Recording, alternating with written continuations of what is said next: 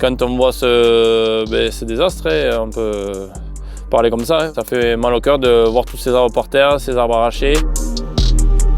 Les propriétaires, c'est des héritages de parcelles qu'ils ont de grands-pères ou d'arrière-grands-pères. Et ça fait triste pour eux de voir ce massacre causé par le vent. Donc là, ici, on se situe sur le nord des Pyrénées-Atlantiques, là, à la limite Gers. On est sur une parcelle de chêne rouge d'Amérique qu'on a éclairci il y a maintenant un an. On avait fait une intervention pour valoriser du bois de chauffage et du bois énergie. Donc suite à la tempête Nils, on peut voir qu'effectivement, il n'y a rien qui a résisté. Tous les chênes rouges sont tombés suite au gros cumul de pluie. Les souches s'étaient détrempées, donc tout est tombé. La particularité de ce chantier, c'est que c'est un peu la course parce qu'il y a deux contraintes. C'est que le propriétaire, c'est un parcours de poules pondeuses.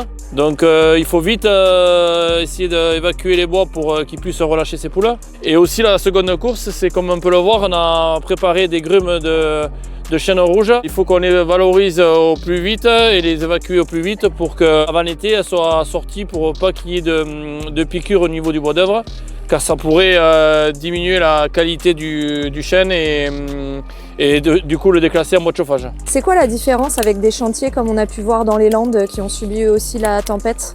La différence qu'il peut y avoir, c'est que nous, tous les chênes, enfin les chênes et les châtaigniers ici sur le secteur, ils se sont arrachés et ils n'ont pas été cassés comme dans les Landes. Donc ça nous permet quand même de pouvoir valoriser la jolie partie sillage et de pouvoir faire ensuite derrière le bois de chauffage et le bois énergie.